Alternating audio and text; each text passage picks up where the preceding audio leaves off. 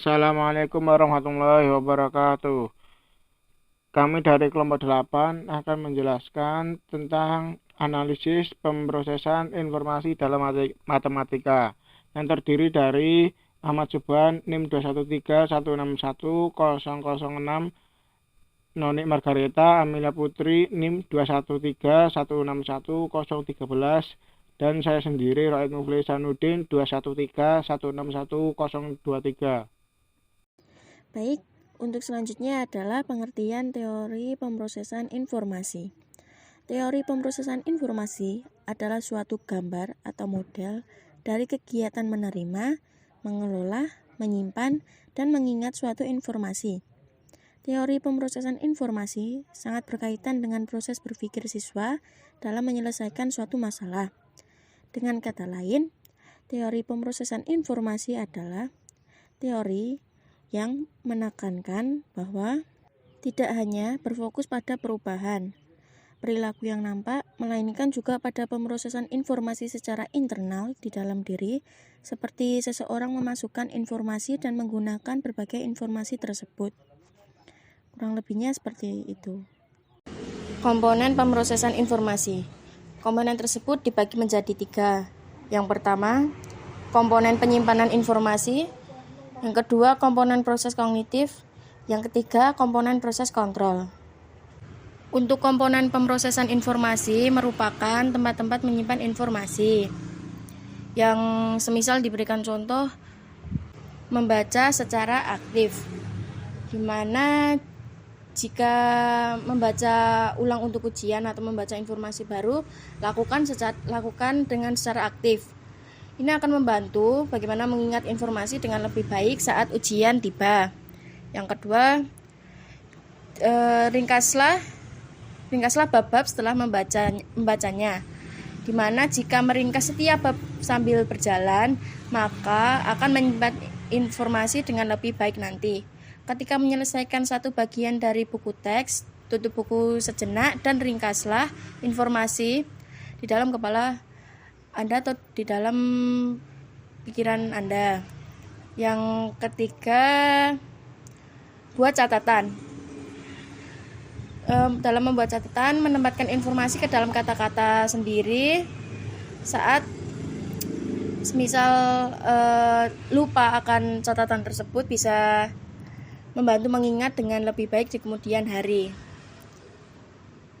Untuk komponen pemrosesan kognitif, merupakan pemrosesan informasi kognitif difokuskan pada berbagai aspek pembelajaran dan bagaimana aspek-aspek tersebut dapat memfasilitasi atau merintangi belajar dan memori. Teori ini menekankan pada bagaimana menggunakan strategi yang fokusnya pada perhatian peserta didik, mendorong proses pengkodean atau retrieval, pemerolehan kembali informasi, dan menyediakan praktik-praktik pembelajaran yang efektif dan berguna.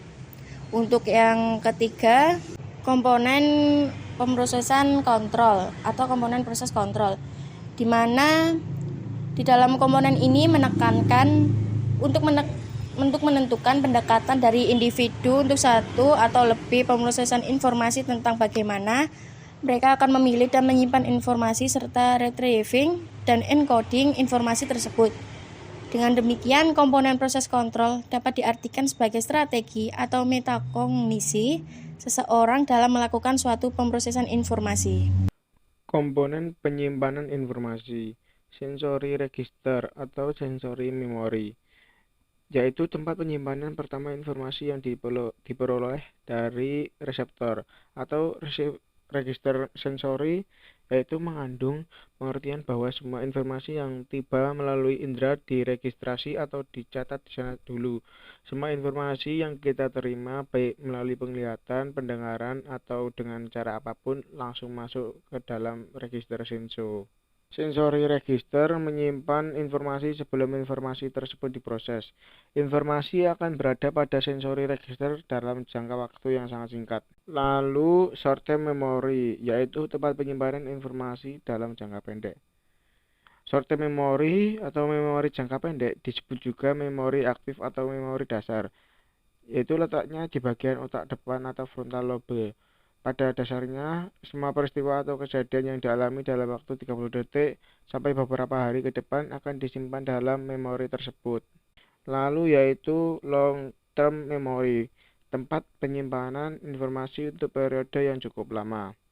Long term memory adalah tempat penyimpanan informasi secara permanen atau dan banyak hal yang dapat bertahan dalam waktu lama pada memori ini. Perbedaan antara short term memory sama long term yaitu short term merupakan penyimpanan informasi sementara dan digunakan untuk penyimpanan informasi yang hanya dibutuhkan sesaat. Lalu long term yaitu penyimpanan informasi dalam jangka yang lama dan merupakan tempat penyimpanan seluruh informasi dan pengetahuan.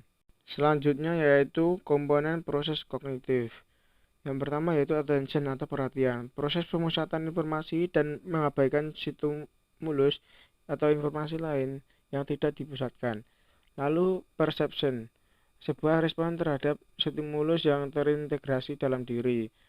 Yang ketiga, retrieval, proses memanggil kembali konsep yang ada pada long term memory. Yang keempat yaitu encoding, yaitu proses yang mempengaruhi lama atau tidaknya suatu informasi dalam memori. Lalu reversal, proses meningkatkan short term memory untuk menyimpan informasi lebih lama dan membantu proses encoding informasi. Yang terakhir yaitu komponen proses kontrol, yaitu strategi seseorang dalam melakukan suatu proses informasi.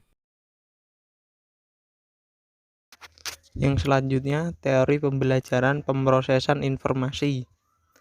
Teori pembelajaran pemrosesan informasi dibagi menjadi 4. Yang pertama, teori kognitif. Yang kedua, teori template.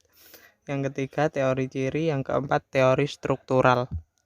Teori kognitif didasari dengan teori belajar kognitif, yang dimana kemampuan peserta didik menjadi kunci utama dalam memproses informasi yang dapat mengubah dan memperbaiki kemampuannya. Yang kedua, teori template.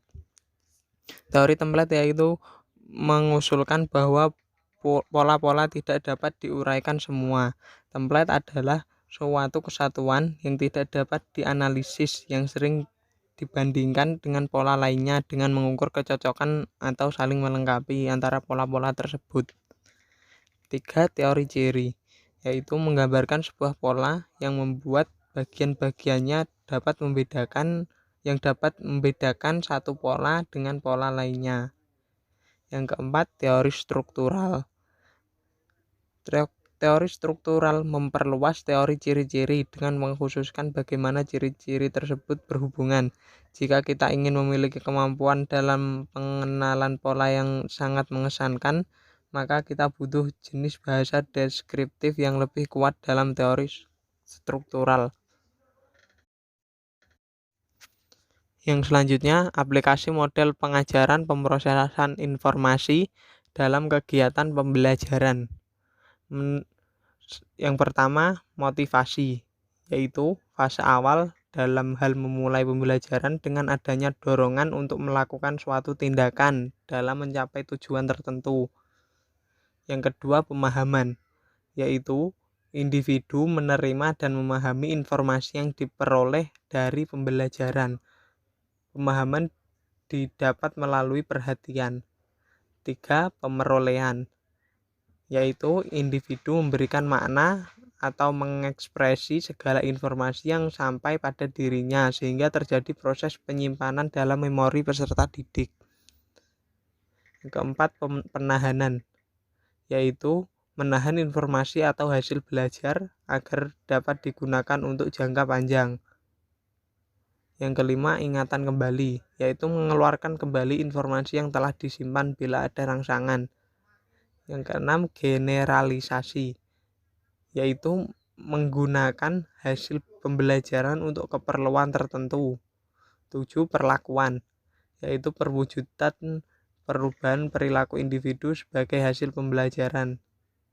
Yang kedelapan, umpan balik, yaitu individu memperoleh feedback dari perilaku yang telah dilakukannya.